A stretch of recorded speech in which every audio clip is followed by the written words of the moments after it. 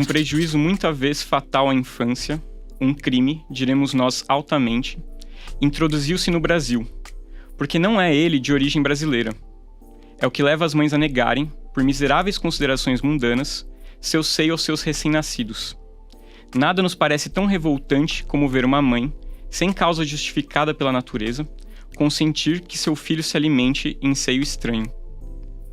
Opúsculo Humanitário, da autora Anísia Floresta, será um dos livros cobrados no vestibular da FUVEST 2026, para entrar na nossa tão querida e desejada Universidade de São Paulo, a USP. Eu sou Purita, professor do curso Anglo, e sou apresentador dessa primeira temporada do AngloCast. E hoje aqui comigo está o nosso mais que querido professor Butti. Professor, seja bem-vindo. Um prazer estar aqui, Purita, e hoje eu tenho uma responsabilidade grande, porque pode não parecer, afinal eu estou bem conservado, mas eu sou o decano dessa equipe de literatura. Eu completei agora 31 anos de Anglo e faz, portanto, 31 anos que eu acompanho as listas de leitura obrigatória da FUVEST, e esse ano a gente tem um desafio muito grande, porque é uma lista muito diferente daquilo que a gente está acostumado. Perfeito, professor, ele está aqui com toda a sua experiência para ensinar muita coisa aqui pra gente. Bom, em Opúsculo Humanitário, Anísia Floresta defende a importância da educação no Brasil como caminho a ser trilhado para as mulheres conquistarem a sua cidadania em condições de igualdade com os homens. A autora da obra, Anísia Floresta brasileira Augusta, foi o pseudônimo escolhido por Dionísia Gonçalves Pinto, considerada a primeira educadora e jornalista feminista do Brasil. Nascida no Rio Grande do Norte, essa escritora em prosa e verso denunciou também as injustiças cometidas contra os negros, escravizados e os indígenas brasileiros. Bom, professor, acho que a gente pode começar a nossa conversa com você apresentando o livro pra gente, né? O que falar dessa obra? Bom, para começar, ela é uma obra diferente daquilo que a gente está acostumado, e a gente vai ter bastante tempo para conversar sobre isso, porque há uma discussão sobre até que ponto essa obra deve ser considerada uma obra literária, como a gente está acostumado. Não se trata de um romance, não se trata de um livro de contos, não se trata de um poema. Na verdade, esse livro é um conjunto de artigos. E quando a gente pensa em artigos, a gente pensa justamente em artigos na perspectiva jornalística mesmo. Então são textos que, se a gente fosse classificar do ponto de vista técnico, são textos de natureza dissertativa. E quando a gente pensa nos textos literários habituais, a gente costuma pensar em textos muito mais de natureza descritiva e, sobretudo, de natureza narrativa. Então isso já causa uma estranheza. E o Opúsculo Humanitário, como eu falei, é um conjunto de textos que podem ser lidos de maneira individualizada. No entanto, o todo também acaba produzindo um significado. Mas muitas vezes esses artigos eles têm começo, meio e fim. Talvez porque alguns deles tenham sido realmente concebidos para serem publicados em jornais da época. Anísia, como jornalista e uma ativista dos direitos das mulheres, ela publicou muita coisa em muitos jornais importantes do Brasil no século XIX. E o Opúsculo Humanitário, então, poderia ser considerado isso, um conjunto de artigos de natureza dissertativa. E o que existe? Existe um fio condutor. E o fio condutor é exatamente essa importância que ela dá para a educação das mulheres. E aí dá para dizer que desde o começo da obra, Anísia, ela tenta estabelecer uma correlação entre o desenvolvimento de uma sociedade e a atenção dada à educação das meninas. E para ela existe uma relação de proporcionalidade, é uma relação de causalidade. Quer dizer, quanto mais uma sociedade investe na educação das mulheres, mais aquela sociedade pode ser considerada desenvolvida. E realmente é impressionante que ela tenha escrito isso no século XIX no Brasil, né? Um país atrasado, escravocrata, um país, embora recém-independente, que não tinha ainda um sentimento desenvolvido de nacionalidade, um instinto de nacionalidade, para usar a expressão do Machado. Então, realmente, ela foi uma mulher muito à frente do seu tempo. Perfeito, professor. Então, vamos falar só um pouquinho mais dela, né? Antes da gente entrar propriamente na obra. Quem foi Anísia Floresta e como que a gente pode localizar ela nessa produção intelectual brasileira do século XIX? Bom, para começar, Nísia Floresta é um pseudônimo, como você disse. O nome dela, na verdade, era Dionísia, daí veio Nísia. E Floresta é uma referência ao sítio em que ela nasceu, lá no Rio Grande do Norte, que hoje faz parte de uma cidade chamada Nísia Floresta. Então ela acabou se tornando, não é, o nome da cidade em que ela nasceu. E o pseudônimo completo dela, não é, que ainda tinha o Augusta e o Brasileira, Augusta parece ser uma homenagem ao seu marido, que faleceu, não é, muito precocemente, e o Brasileira dava esse tom, né, de nacionalismo, digamos assim, da obra dela. E aí é muito curioso que, embora tenha nascido no Rio Grande do Norte, ela passou pelo Recife, ela passou por Porto Alegre, ela passou pelo Rio de Janeiro, ela chegou a morar na Europa, então ela acabou conhecendo o Brasil de maneira muito variada e ela demonstra esse conhecimento no Opúsculo Humanitário, e ela vinha de uma família rica, é importante que se diga isso. Ela era filha de um professor, de um advogado, não é? Se casa também com um homem muito lúcido, tal, não sei o que. Aliás, o nome do colégio que ela acaba criando no Rio de Janeiro, que era justamente o Colégio Augusto, também era uma homenagem ao seu marido. E como ela vinha dessa família rica, ela teve uma formação educacional incomum para meninas da época, tanto que ela era fluente em inglês, era fluente em francês, conhecia muita filosofia. E quando a gente lê o Opúsculo Humanitário, a gente fica realmente impressionado com isso, porque a erudição da Nísia realmente foi muito, muito, muito grande. E aí tem um ponto interessante que hoje é uma pena que não exista o que a gente chama de uma edição crítica do Opúsculo Humanitário. É um livro que está em domínio público, e aí quando eu falo em domínio público, para quem não sabe o que é isso, é o seguinte: no Brasil a gente tem uma lei que diz o seguinte: 70 anos depois da morte de um escritor, da morte de um artista, a obra dele cai em domínio público. Significa que qualquer um pode publicar, respeitando, claro, as características da obra, sem pagar direitos autorais à família. A Nísia morreu há muito mais de 70 anos, então a obra dela está em domínio público, e assim que caiu na FUVEST, que apareceu na FUVEST, surgiram várias edições, e algumas sem nenhum cuidado, porque, de fato, esse livro ele não fez talvez tanto sucesso no século XIX quanto ele poderia ter feito, então a gente tem dúvidas às vezes de estabelecimento de textos. E a maior parte das edições didáticas traduzem os trechos que, por exemplo, a Nísia coloca em francês. E quando ela coloca esses trechos em francês e não traduz, ela está partindo do pressuposto de que o leitor, de que a leitora dela, conhece a língua francesa. Ou seja, era alguém que pertencia às nossas elites, alguém que no século XIX era alfabetizado, já era estar acima da média, e ela conhecia muito bem francês. No caso dos trechos em inglês é curioso que ela traduz, não é? Mas os trechos em francês não. Então, a primeira coisa que eu digo para os alunos é: procure uma edição boa, comentada, em que esses trechos vão estar bem traduzidos, mas lembrando que na versão original eles não estavam, porque a Nísia partia do pressuposto de que, enfim, todas as pessoas ilustradas no século XIX no Brasil falavam francês. É muito importante você falar isso, né, professor? Justamente porque essa não perceber, por exemplo, que uma citação estava numa outra língua faz toda a diferença do contexto da produção da obra, né? Claro. E bom, você já mencionou que são artigos de cunho bastante jornalístico,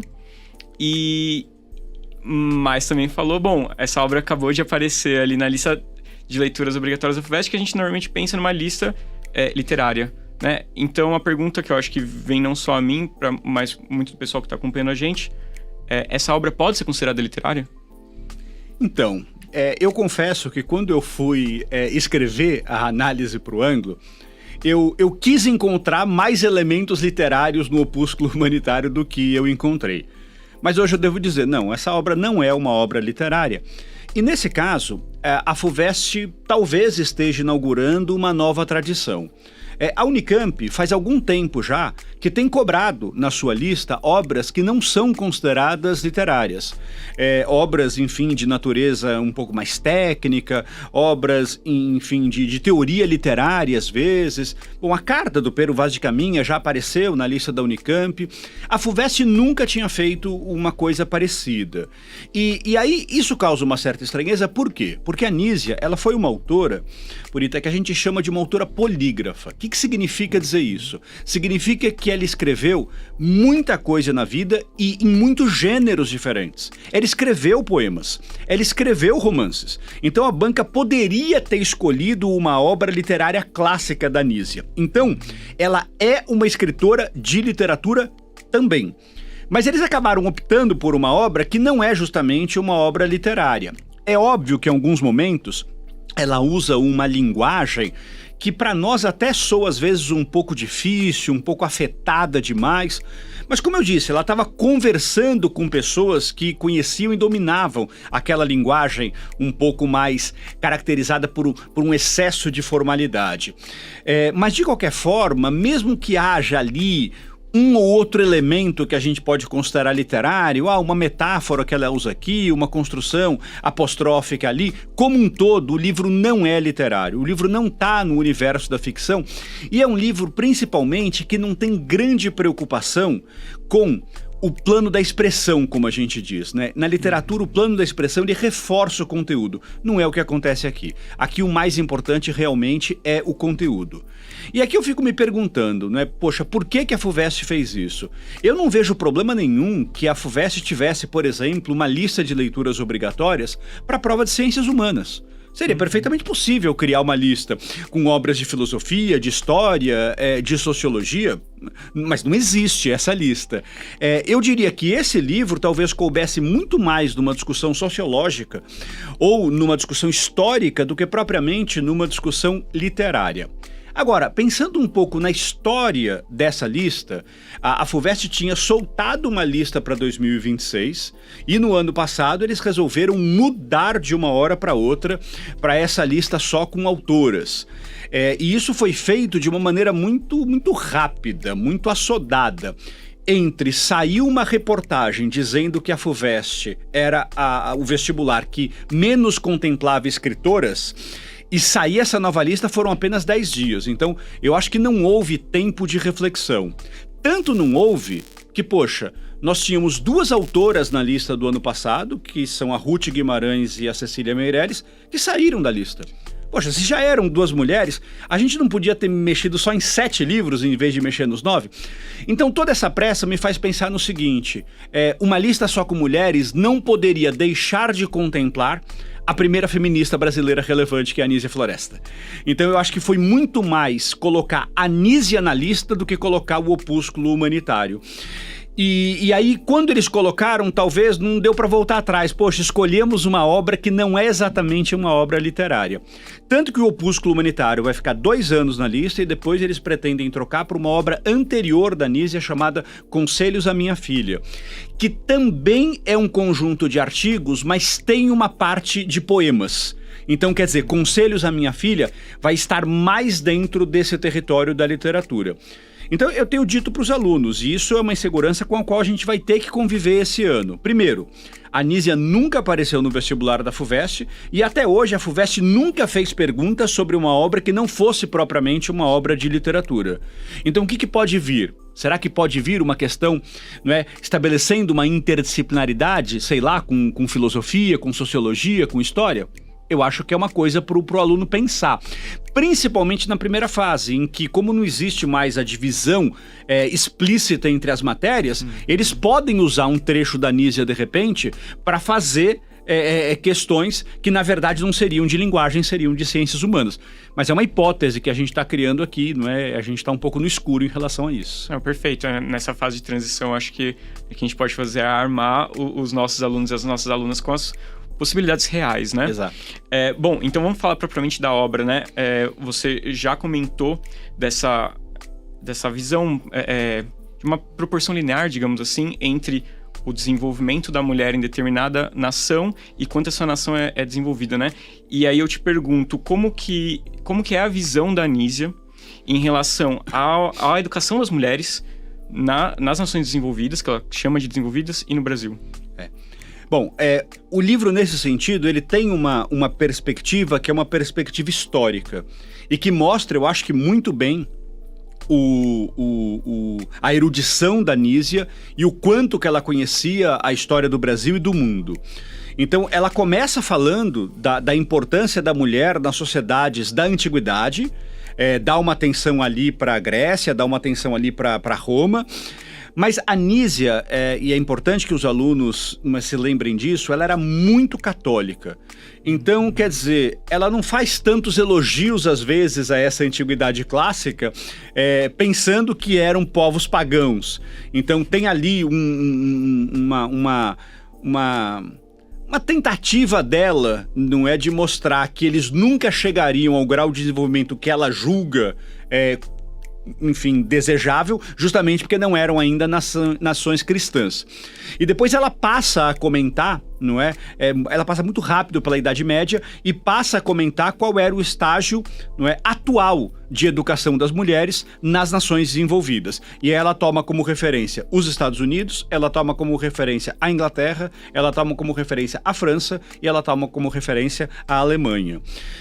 Se a gente pensar na origem do movimento feminista, não é? Ele é muito mais francês, inglês e até estadunidense do que propriamente alemão. Mas ela vai fazer mais elogios à educação da mulher na Alemanha e à formação filosófica que as mulheres tinham na Alemanha do que propriamente nos outros países. Bom, aí ela faz um recorte e chega a Portugal. E por quê? Nós estamos falando de um livro que foi publicado na década de 50, portanto, 30 anos apenas após a independência do Brasil. Ou seja, o Brasil não era propriamente um país, o Brasil era ainda uma espécie de consequência dos 322 anos da colonização portuguesa.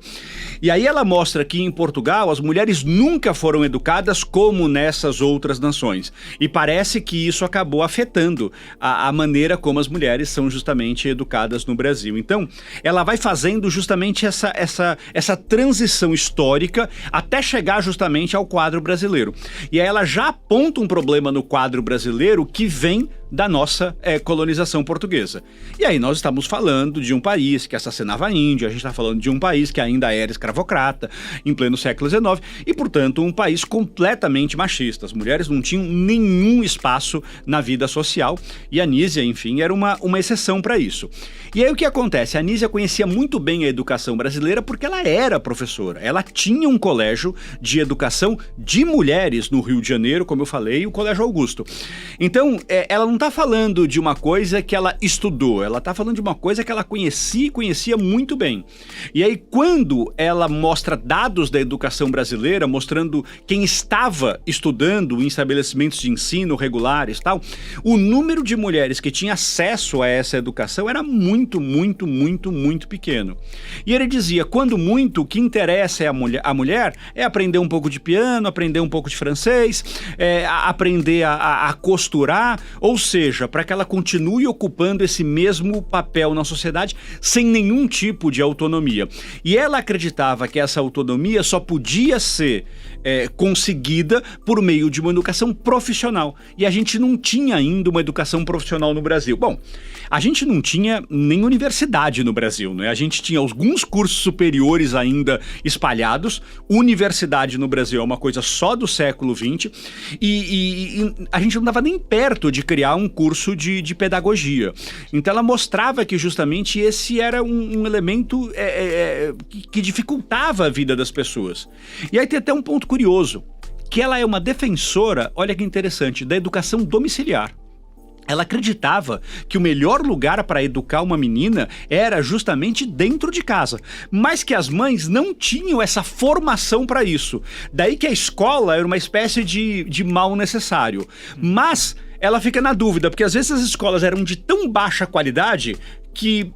será que realmente elas estão cumprindo esse papel? E ela vai justamente nessa direção, de mostrar que o Brasil só vai chegar ao mesmo nível de uma Alemanha, dos americanos, enfim, da Inglaterra ou da França, se a gente desse a atenção que a educação de meninas merece. Bem legal, professor. E você, a gente já comentou sobre as citações em francês, que não eram nem traduzidas na versão original. Tem as citações em inglês e tem bastante, bem marcada a erudição, tanto filosófica quanto literária da Nísia. Você diria que esses aspectos ainda assim permitem que essa obra seja acessível ao grande público? Então, não, essa obra não é uma obra acessível, é uma obra difícil. Mesmo para nós hoje, ela é uma obra difícil. Então, eu imagino que os alunos não estão encontrando facilidade. Agora, eu sempre digo o seguinte, é uma obra que foi publicada, eu repito, na década de 50 do século XIX. Qualquer obra publicada numa distância de 170 anos da gente vai ter algum tipo de desafio. Então, se a gente pensar em livros que foram publicados mais ou menos na mesma época, como o Guarani, do Alencar, ou Memórias de um Sargento de Milícias, do Manuel Antônio de Almeida, são obras que também trazem um pouco de desafio. Mas no caso dela, esse desafio é um desafio de linguagem e, como eu falei, é um desafio de referências. Então ela faz referências, não é, a muitos filósofos diferentes, a muitos pensadores diferentes, e ela faz referência também a escritores brasileiros. Ela chega a citar o Gonçalves de Magalhães, ela chega a citar o Gonçalves Dias, que são dois dos primeiros nomes importantes do romantismo brasileiro. Então, como eu disse, eu acho que é importante ler com muita calma o Opúsculo Humanitário e, especialmente, gente, numa edição, eu repito, comentada. Porque aí cada vez que aparecer um nome que você não conhece, cada vez que aparecer uma obra que você não conhece, vem ali uma nota explicativa e isso ajuda você a compreender a obra como um todo. Perfeito, professor. E você localizou essa produção dela, essa obra dela, ali já na segunda metade do 19, né? E aí eu te pergunto, né? A visão que a Anísia apresenta, demonstra dos povos indígenas, ela aproxima ou mais afasta dos valores românticos? Aproxima. Esse é um ponto interessante. Embora ela não possa ser considerada, né, o Opúsculo Humanitário, não possa ser considerada uma obra literária, ela dialoga com esse momento histórico. E esse momento histórico é o momento romântico. Vamos lembrar que no mundo o romantismo sempre esteve vinculado a uma ideia de nacionalismo. E ele começou assim na Europa. Por quê? Porque é a primeira escola literária pós-Revolução Francesa. É a primeira escola literária do mundo burguês. Vamos lembrar que a Marselhesa, que até hoje é o hino nacional francês, era uma canção revolucionária que falava sobre essa nova França. O liberté, égalité, fraternité é um lema que até hoje faz sentido para os povos franceses. Então, a ideia de nacionalismo, como a gente concebe hoje, é uma ideia, não é, do século XIX, é uma ideia pós-Revolução Francesa. Bom, dito isso, o romantismo foi a primeira escola literária que surgiu no Brasil depois da independência. Então, quando a gente importa os valores românticos da Europa, a gente já importou uma dose de nacionalismo. E que fazia muito sentido para um país que tinha acabado de conseguir a sua independência. Então, havia uma tentativa de a gente criar o nosso herói nacional. E simplificando, não poderia ser o negro, porque o Brasil era um país escravocrata. Não podia ser o branco, porque era bem ou mal valorizar o colonizador e valorizar o mundo do qual a gente queria se apartar. Sobrou o índio. E quando eu digo sobrou o índio, o indígena do nosso romantismo, ele não é o indígena real. Ele é um índio completamente idealizado. É um índio que, na verdade, tem valores portugueses. É um índio que tem valores europeus.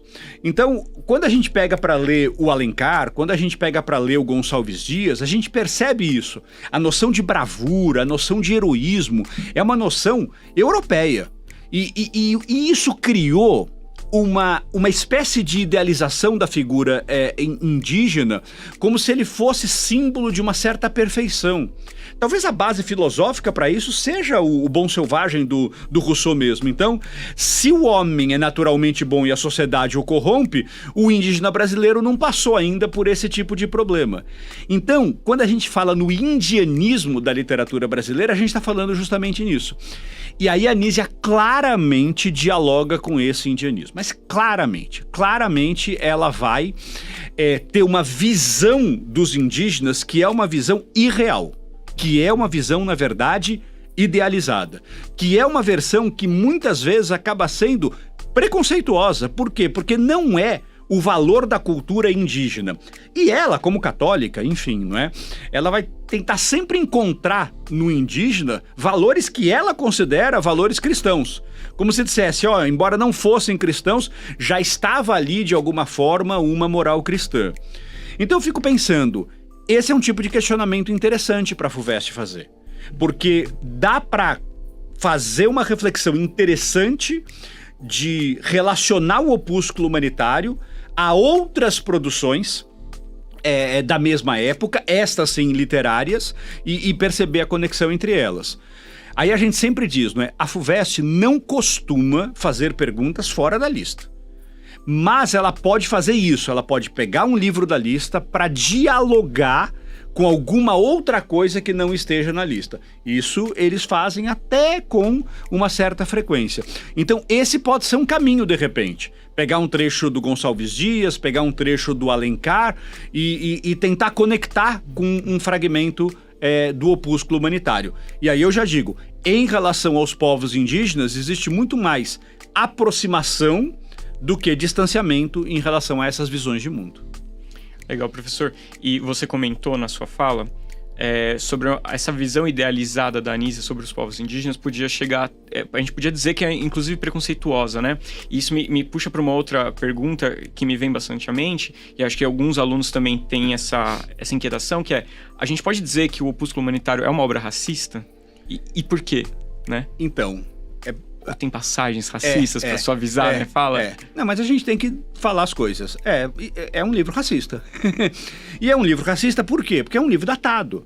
É um livro publicado numa época em que o Brasil era um país racista, em que o Brasil era escravocrata. Então, estranho seria se ela não dialogasse com isso de alguma forma, principalmente fazendo parte das nossas elites. Muitas das estudiosas da obra da Anísia Floresta dizem que ela condena a escravidão. Em vários momentos do livro, ela condena a escravidão. Mas ela parece condenar, como eu falei, muito mais com um argumento de natureza religiosa, muito mais com um argumento de base moral. Mas quando a gente vai olhar, no final das contas, parece que ela critica mais os excessos, parece que ela critica mais a violência, parece que ela condena mais a agressividade do que propriamente a instituição da escravidão. E como eu disse, é muito fácil a gente julgar uma pessoa do século XIX com um olhar de 2025. Esse é sempre um desafio para a literatura. Então, existem muitas passagens racistas em muitas obras do século XIX. Existem personagens racistas e existem escritores racistas. E aí a gente tem que colocar sempre isso em perspectiva histórica. O Brasil é um país racista e era muito mais no século XIX. Bom, dito isso, por que se ela condena a escravidão de alguma forma, por que ela pode ser considerada racista? Não é? A gente começou essa nossa conversa com você fazendo uma leitura de um trecho da Anísia que é super interessante porque foi uma bandeira dela, essa questão da importância da amamentação. Nesse sentido, ela foi uma mulher muito à frente do seu tempo. E ela dizia isso. Qual é o motivo para uma mãe, sem que haja uma justificativa, não é? Enfim, fisiológica, não dar, não é, o peito pro filho? Bom, e ela escreve depois, ela tem vários artigos sobre a amamentação, né? Nesse ponto, realmente, ela foi uma pessoa muito à frente do seu tempo. E ela fala da questão das amas de leite, né? E cita que esse costume também era comum na Europa. Então, a babá não só cuidava da criança, como também amamentava essa criança porque tinha acabado de ter filhos e tal. E aí existe uma passagem que, na verdade, é quase uma continuação desse trecho que você leu, que eu acho que é um dos momentos em que a gente não consegue deixar de dar nome aos bois. Eu vou ler. Olha só o que ela diz. Se Rousseau, com seu Emílio, Rousseau, o grande filósofo iluminista, Emílio é uma obra dele que, embora de natureza literária, tem uma dimensão filosófica, fala sobre educação, fez corar as mães francesas pelo esquecimento em que estavam desse primeiro dever da maternidade em França, onde as amas têm mais ou menos alguma educação e se distinguem pelo asseio. o que sentiriam as mães brasileiras que bem compreendessem aquele livro à vista de seus filhos pendentes do seio de míseras africanas, que passam muita vez do açoite na casa de correção ou nas dos próprios senhores ao berço inocente para oferecer-lhes seu leite? Ou seja, ela está dizendo com todas as letras que na França já seria um absurdo porque as amas de leite são educadas. E aqui, quem vai fazer isso são míseras africanas. Há um momento em que ela chega a chamar esse leite de leite impuro. Não há como não ver racismo nisso. Então, é aquilo. É um racismo datado, é um racismo compreendido, mas a gente também precisa dar nome aos bois. Embora ela tenha sido uma mulher à frente do seu tempo, não é? E nessa questão de buscar... E eu acho que ela não buscava exatamente a emancipação da mulher. Ela buscava, na verdade, uma posição talvez um pouco melhor do que a mulher tinha naquele momento, mas ela não falava em emancipação, não é? Mas nas questões raciais, realmente, ela apenas reproduz os lugares comuns da época. Então, o índio é um coitado, mas que tem essa bondade natural e por isso ele merece ser valorizado, e o negro não está no mesmo nível do índio. Então, esse lugar comum do pensamento do século XIX, não é, está presente, sem dúvida alguma, no opúsculo humanitário. Muito, muito bom, e acho muito importante você ressaltar isso, né? E na sua fala, você mencionou já pela segunda vez o Rousseau, e tem um outro filósofo francês que exerce bastante influência, presença na obra da Anísia, que é o Comte, o Auguste Comte, do positivismo, né? Como você diria que é essa relação entre a Anísia e o Comte? Bom, para começar, tem uma coincidência no próprio nome do livro, né? O Comte, quando ele começa a escrever os seus livros, e ele não falava em positivismo ainda, ele usava a expressão física social, que é uma expressão que parece um pouco contraditória para a gente, mas é isso. Muitas vezes o Comte tentava trazer para a filosofia métodos das ciências naturais. E os primeiros textos do Comte, que foram escritos ali no começo do século XIX, foram depois publicados sob o nome de Opúsculos de Física Social. E opúsculo, ao pé da letra, é o quê? É uma obra pequena, é o diminutivo de obra. Então, uma obra curta, uma reflexão rápida. Então, já não é coincidência o título Opúsculo Humanitário. Mas vamos lá.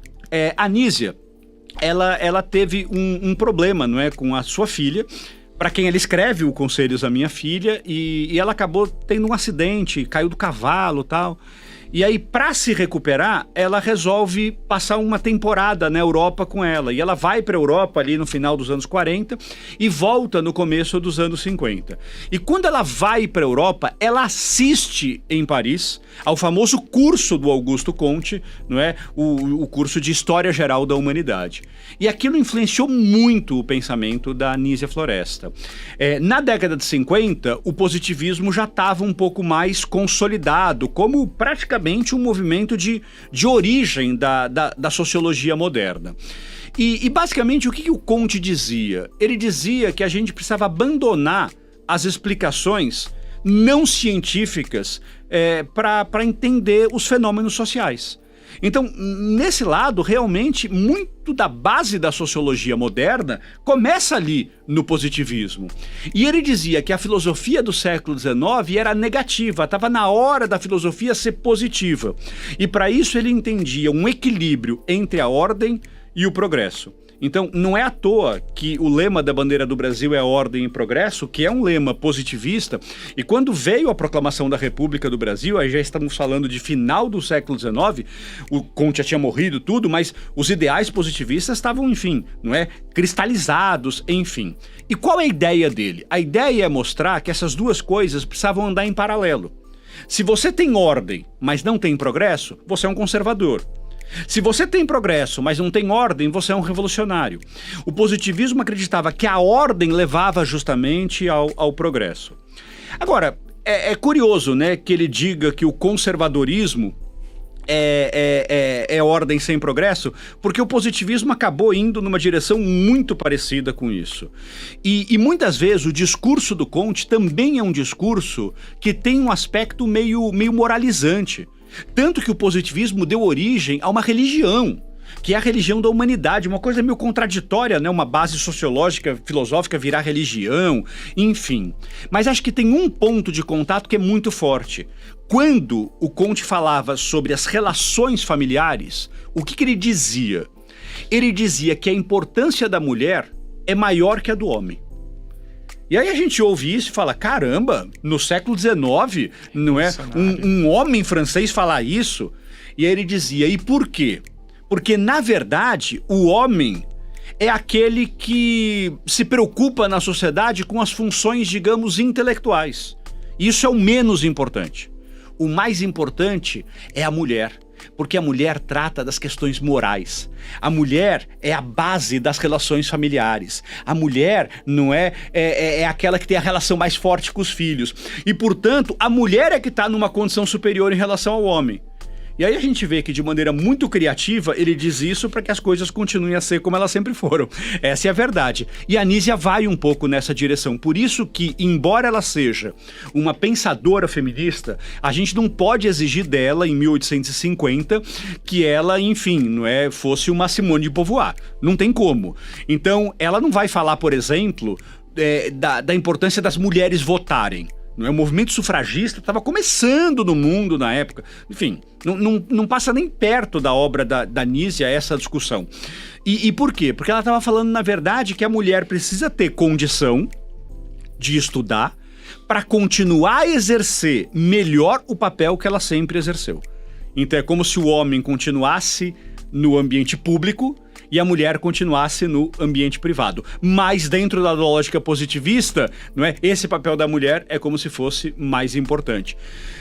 O Comte chegou a ler o Opúsculo Humanitário e ficou muito bem impressionado, e diz que ela tinha tudo para se tornar, uma das principais autoras do positivismo. Então, nesse sentido, realmente, a Anísia estava muito antenada com essa produção científica e filosófica da Europa. Muito bom, professor. Perfeito, perfeito. E você, já se inscreveu no canal do Ângulo Vestibulares? Se não, entra lá, dá um like, curte o vídeo, compartilha.